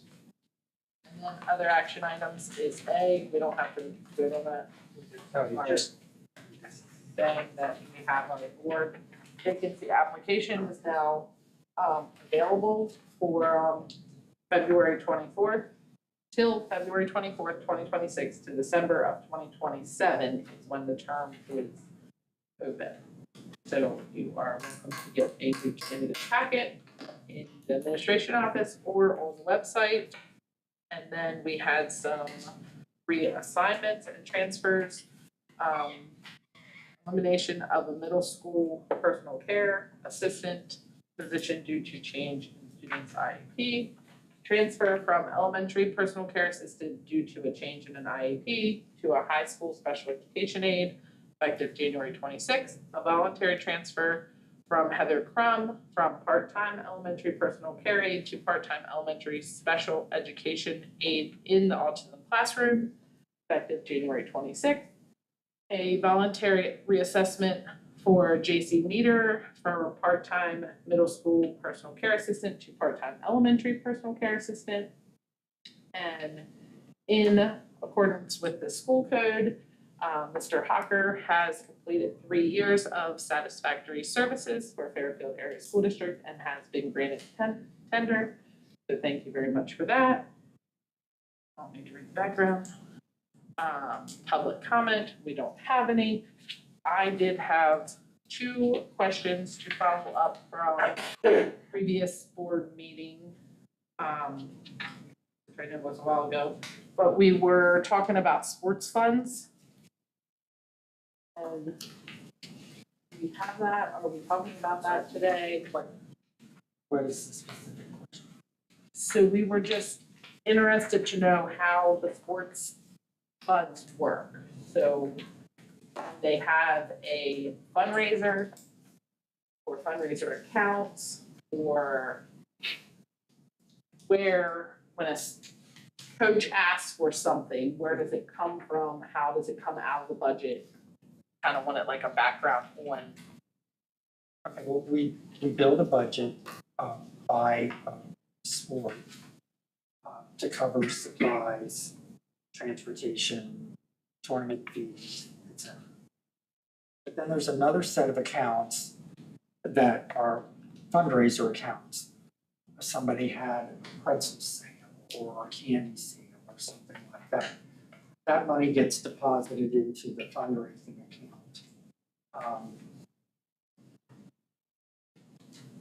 So there's, that's where the 2 funding streams come from for the sports. Now, generally, the budget funds the necessities of a particular sport. You know, uniforms, referees, supplies, etc. The fundraising material is generally used for items beyond that. T-shirts, colored socks, pizza party, things like that. It's not generally used for equipment unless it's something beyond the ordinary that a coach might want. They can make other requests known to the athletic director. Just like a teacher would go through their principal to request items that they need for the classroom. And then we build a budget based on those requests. The athletic director also, has an idea of what might be needed for a particular sport, especially if we have a coach turnover or something. Then the AD would have to step in and a plan for those items. I did bring with me the balances in the fundraiser accounts, if you want to see them. I can pass that out. That's perfect. Okay. This particular list shows a balance in the football account. The plan is to divide that money up over the remaining sports. I just haven't put that entry yet. So, And an important part, Mr. Will, correct me if I'm wrong, the fundraiser accounts typically, from a accounting perspective, typically get spent on a year basis, correct? that is what is supposed to happen, and I've talked to Mr. Dow about it, I talked to Mr. Burke about it. What Hasbro recommends, it might even be in school code, they want to see the students who raised the money be the beneficiaries of that fundraising. And so the idea of having balances left over at the end of the year shows that that's not happening. Now, a small balance, that nobody's gonna say anything about that, but the kids that raised the money should get the benefit. And so fundraising accounts, no matter whether they're sports related or we have them at the IU for the different classrooms, you kind of want the balance in those to be minimal at the end of the year. That way the kids that helped raise the money got the benefit. So, Mr. Howard, if you. On those lines, just a quick question with that. So you have 10 kids on a team. You send out a fundraiser. 6 of them come back in and hand you all their tickets back because they didn't do anything. And the other ones raised $500. Do you have to spend that on all 10 of the kids, or the kids that actually spent their time and effort doing the work? That's probably gonna be on your coach to make that determination, because your coach is gonna be the one who says, I'm gonna do X, Y, Z with that money versus, you're not gonna say, hey. Yeah, but the coaches don't know that. Coaches are concerned that if they spend it on the kids that actually did the work, then they're gonna get in trouble because the kids that didn't do anything aren't getting anything. I don't have that information, but Okay. when I get the deposit, I don't know where it came from. I don't know what they're gonna spend the money on once it's on. Jack, I would highly encourage those conversations to happen between the coach and the AD. It would depend too, like on the fundraiser, just Right. a candy sale, sandwich sale. Yeah, some kids are gonna sell more than others, but I would think that they should all benefit as a team. So I'm guessing when there's 2, like a girls' basketball, there's 2 of them, is that high school, middle school? Well, no, one is an expense account and one is the revenue account. Also, you're seeing negative numbers on there, that's in the system, the accounting system. Debits or expenses are listed as positive and credits or revenue are listed as negative. So even though you're seeing negative numbers, that's money that they have in their account. Okay, so like it says, just go for the top one, baseball fundraising and credit, So but that's, then it says baseball fundraising underneath. one is the revenue account, which was the money that came in. Oh, okay, And the other is the expense account, which Gotcha. is money going out. gotcha. It doesn't work like, It didn't go out. it doesn't it's work still like a there. checkbook where your ins and outs Gotcha. are all in the same account. So like boys' basketball spent some of theirs. That's what it's showing there. Sure. Yeah, at this point, yes. Yeah. That's correct. So that's So- what, Yeah. That's why it was confusing when I was looking at baseball. Correct. So then the balance, that $984 is a positive Yeah, that would be, cash that, So what is the athletic improvement fundraiser? That's what. Well, that is an account that's been around for a long time. Keep in mind, unless he deletes the account, it's gonna be in there, It stays in. for 20-some years. Yeah, I mean, I think that we had a donation, I don't know if it was a year or two ago for Yeah, field maintenance. Yep. And so that money for field maintenance went into this account. would be a big dollar dirt part of that this year, right? It's, So, things like that, it was meant for like maintaining the fields, grass, I think we bought a tiller for baseball mounds. If we do need dirt, this would be the account we could take it from. But that's there for mostly field maintenance. So the football money, there was 4,300 left in football. In consultation with Mr. McDowell and Mr. Bruck, we're gonna divide that up amongst the remaining. And then, so in Mr. Bruck's email back to us said that he would ask the coaches what they wanted, and then he said if it was items that they wanted or needed, he would ask them to split it with him. He made the explanation of that. So when he meant split it, he meant come out of this account? Or like why, if a team is asking for something specific, like we want new soccer goals, but Keith doesn't feel like we really need them yet, so he's like, well, we can split them with you. That's coming out of the fundraising account, but should that come to us first and be like, well, we don't wanna pay, well, we do wanna pay for that? I haven't heard of this situation before. I think we did buy new soccer goals. I'm just using that. And I think that came out of our capital spending budget. Like when he's saying, do you wanna split it with me, that's meaning he's wanting to take it out of the fundraising account? Is that where he's wanting to split it? I don't. You had mentioned earlier that there was a purchasing guideline for them, like what they should be buying, stuff they need for the sport, not necessarily stuff they want. Is that in writing anywhere? No, it's not. That's one of the things, I spoke to Mr. McDowell and Mr. Bruck this morning, saying, I think we need to have some sort of guideline, these are the things that come out of the district budget. These kind of extra things can come out of your fundraising account. And then, there might even be some things that we go to FASD and ask for. So that's kind of what I asked for in the last meeting, and then I got an email from Keith, but it wasn't like broke down like that. So I'm trying to find, remember we were presented and Keith had like a yearly Yes, for the budget. Yes, So for- wouldn't that be like, this is what we're allowed for this year? Yeah, that would be the district, the Okay. district. That's the state of the district This- presentation, your 3-year plan. Yeah, Correct. okay, These fundraiser accounts, the budget is only equal to the amount that they have on deposit. Because we can't let these go negative.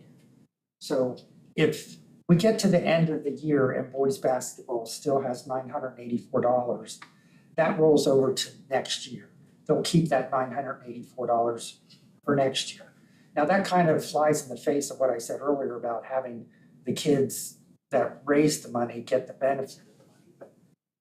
But, younger kids, if they stay on the team, they'll be on for 4 years or 3, however it works. But this money doesn't ever come into the district's fund balance. This just rolls over from year to year to year.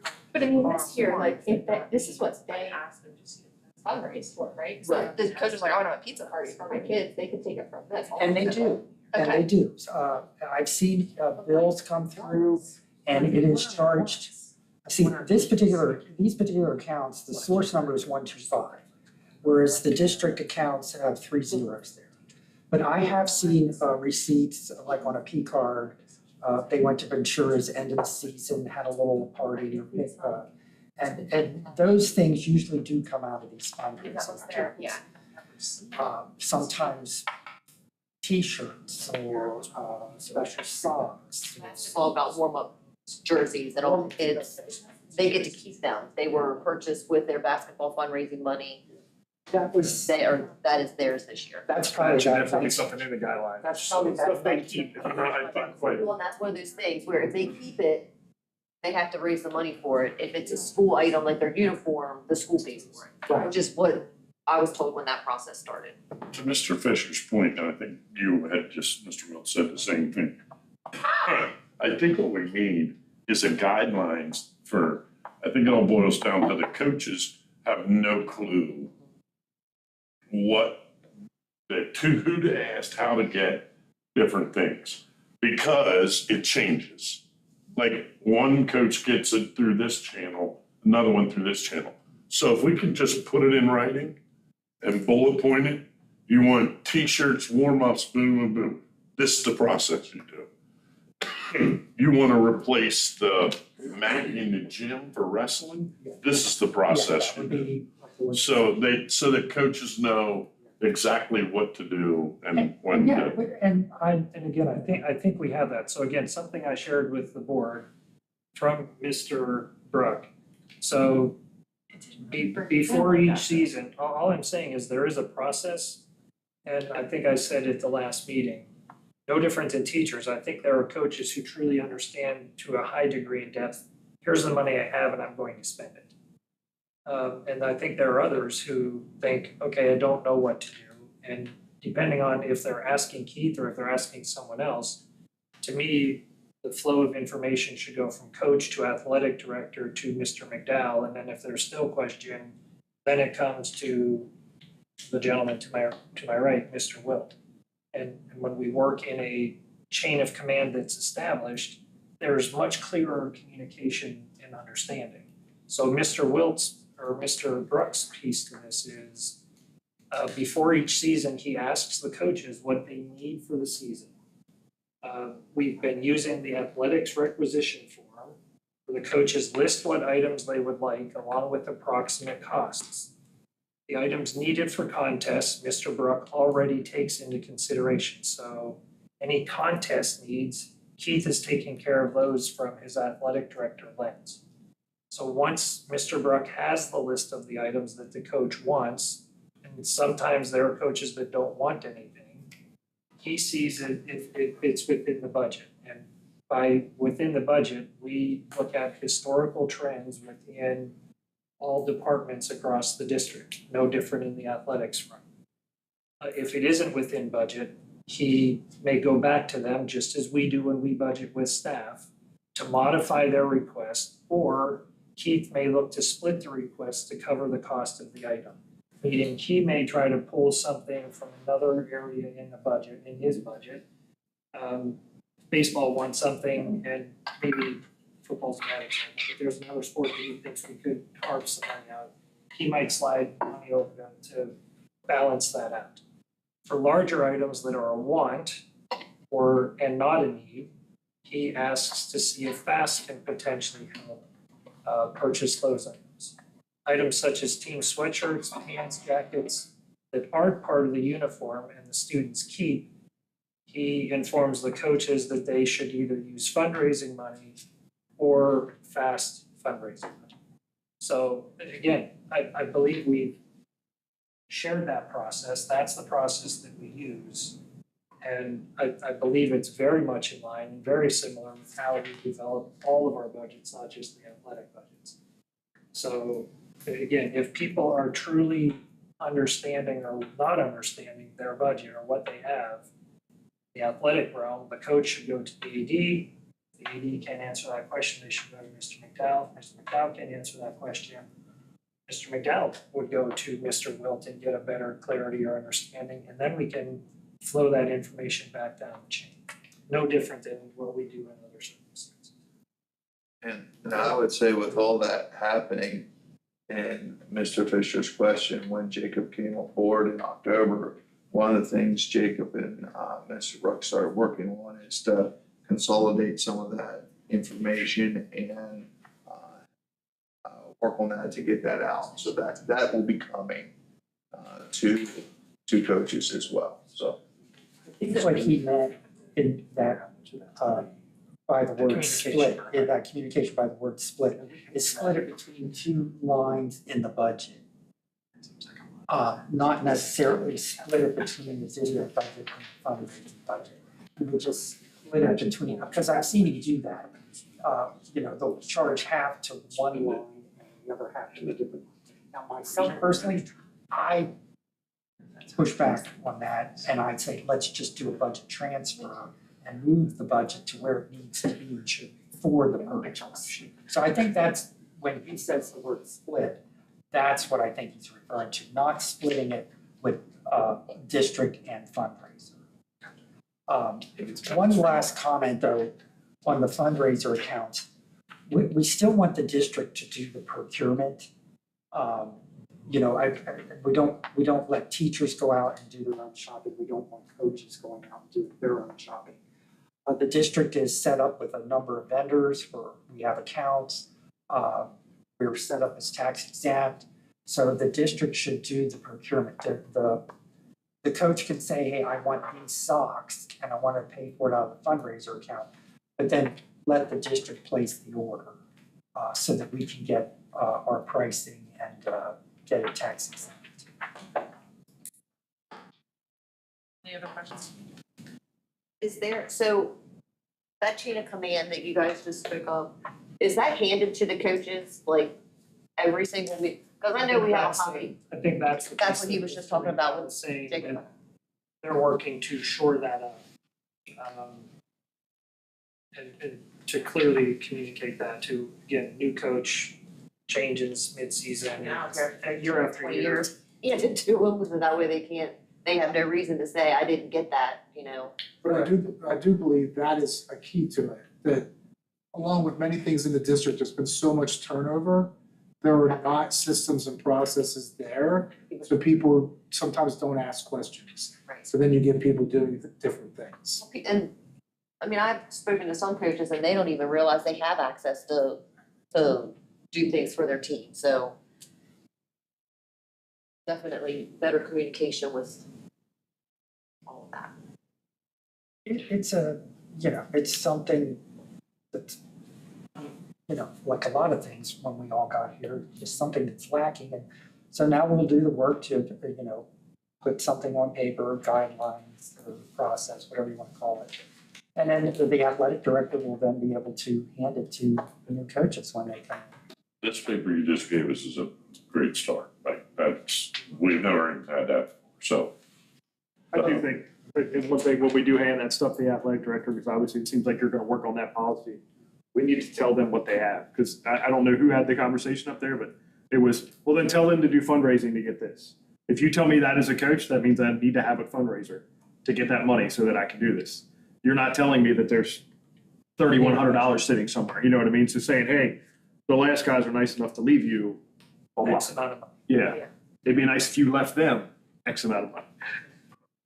But if you want something now, here's the money to do it. Yeah, and just like Mr. Fisher said, some of this money was raised by coaches who are probably no longer Yep. here. And then, so a new coach comes in, doesn't realize that it's there, which goes back to my earlier point where the kids that raise the money need to be the beneficiaries of it. So it's about keeping people informed, keeping them aware, and sometimes we have to build a process to make it happen. Cool. Thank you. Thank you for that. I'm sorry, but I have more questions. Okay, so we got communication about things that we asked in previous meetings, like parking lot prices, the ball field parking, things like that. It was wide ranges and different options. Are they bringing that to us at some point? Are we getting that, like, explanations on that? What, like, where are we at? So they're broad because, one, they're giving us their best guess for the work. And I get to know Mr. Herman, again, the parking lot in particular. Sorry, this time of night that my voice just, is nagging stuff. depends on additional parking just at the elementary, if we do work up at the baseball field and what type of work that is, if it's gravel, et cetera. So if you want that, we were going to bring that to you in budget and almost put those things in those menu options that we brought to you before. So you can give us better direction, hey, we wanna spend, picking a number, $80,000 on the parking lot, or we wanna spend $400,000 on the parking lot. And the same thing for the sound panels at the elementary, that's a broad range, again, it's much tighter than the parking lot. That space is a lot smaller, but again, we wanted to at least, because the questions that come up here is the work that we've looked at preliminarily. And we were bringing those to you in a budget, and then you get to tell us, yep, go forth and whittle it down, or we don't wanna consider that moving forward. That was going to be our approach. If you want that to be different, then just give me that direction and we'll tighten it up sooner. The parking lot's very broad range. Yeah, like, so we don't even, I don't, like, you're gonna, when you bring it to us budget wise, you're gonna say, okay, you can do all of this for 40,000, or you can do all of this for 400,000. And at that time, we're not gonna know, I feel like it needs to be done before. Well, it's all relative to the other things that are in the budget. In the It's part of budget. the bigger budget discussion. Yeah. If we have it separately, we have no context for what else we're looking No. at. So But just, it needs to be a little bit more detailed than, I feel like it's a lot of time spent to give me an idea of a $400,000 parking lot on the hill that we're never putting a $400,000 parking lot. Like, why would we ever do that for just the baseball games? They can park on gravel or grass or whatever they make out of it.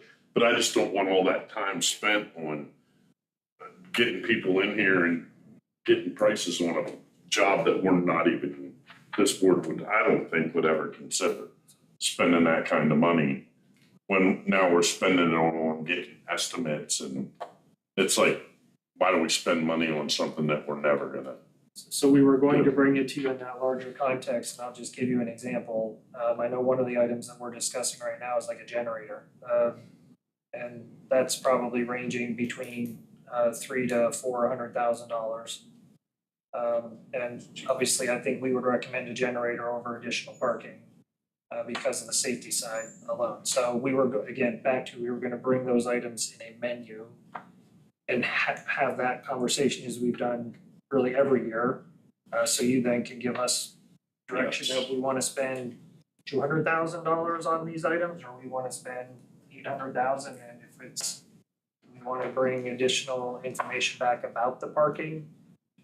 We don't wanna spend the 400, but hey, what do we get for 100,000? We've gotta go back to that vendor then. So what time frame were you looking at bringing us the menu? Is that? Budget.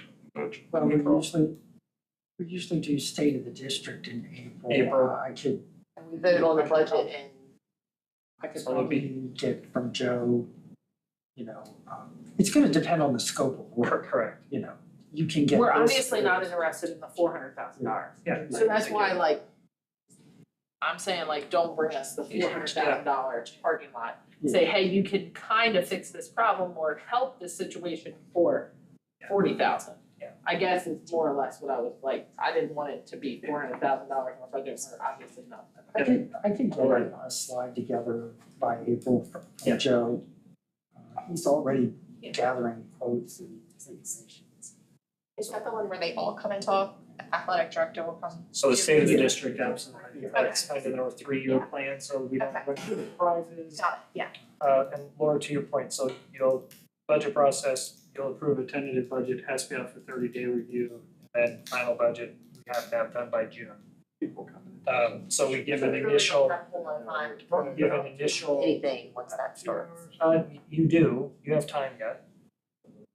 We've, again, a parking lot, we probably wouldn't get done this summer, just to give you an example. I mean, so you come, my mentality is, we start this conversation in April, we have 2 meetings, I'm sure we have more snuck in there. So we have to be done within a 30-day window, because we have to post it and we have to vote on it in a 30-day window. you're not gonna get estimates and you're not gonna get updates and changes if we say, hey, we're not gonna do $400,000, but maybe we can do $100,000 and can we make it look like this? Like, I feel like we're not giving ourselves any time to do any of that. We would, again, he has multiple quotes right now at this point. So if- Multiple options. So, right, so my point is if we were to say, hey, it's 100,000, I feel pretty confidently we can have someone come and give you, hey, this is the scope of work that $100,000 gets you in that budget timeline. So you can then make a really good informed decision of, do we wanna spend that 100,000 for 3 additional parking spaces making it up? Or do we wanna spend $400,000 and we get, 50 parking spaces? And then all the permitting and all those things, so. And all that's included in all of these estimates, so we know. Well, that would be part of their presentation. They would say, hey, this is what it costs to do the work. But then here's some other ancillary fees for permitting and whatever EP things they would have to meet or whatever the case is. So you'd have a true full scope of work of maybe 100,000 for the work, but by the time they get all the permits, it's 150,000. I'm making up numbers. Yeah, that's, well, sorry. Jimmy, We'll just mark out I think there'd be the some, anyway. some value in seeing some of his bids. And this is other budgets, like, if it's a small number, and small being in the 50 to 75 range, right? Like, that might be something we can sneak into last year's budget if we have a flush somewhere or a little bit extra. Like, if we can slide that in, yeah, hey, we got this extra money sitting here. Let's get rid of it. Maybe we don't, sorry. So do you want us to bring, Don't panic. I can see in his face, he's thinking, hey, you said I something. do appreciate your comment. It is work for Joe Herman to do, but if that's the work that you want us to bring to you before the April meeting, knowing this is February, we'd have to work to bring somebody here, obviously in March, and that might be a quick turnaround, but we would work to do that. I do believe Mr. Herman, when he meets with these people, Yes. he does, they do give him options. Here's option A. Correct. You can get all of this. Here's option B. Just like the library. Yeah. And then we could say, We've done okay, it this before. is our wish list, this is what we would like to do as a board, like, we would like to do this to the parking lot to grow, or we would like to do this to the cafeteria, and we'll know that this is the number that we want to put into that wish list, so then it's not 400,000 to My 40,000. only concern with that being a singleton is you don't get to then see that whole menu at that point. well, I It will understand work that, out, like a but generator. then we at least know, like, we're sitting here and we see such a broad number, we don't know where in the middle are we gonna fall. We might look at that and say, there's no way we can do the parking lot, we wanna do all these other things. I So don't, is that something you want us to bring just my, sooner than later? just to try to get more of a little bit, I mean, it was so broad. I feel like it's not gonna hurt us to have a little bit of time, but I don't know. I feel like. Just looking at his couple bids would be worth the look, if nothing else. Hey, this is what I got, this is what they're yeah, thinking. no, you Oh, don't, that's good to know, great knowledge. don't stop working on other things to create this, but just give us what details he has. That was my only two questions. We may bring, I think you can fucking email, honestly.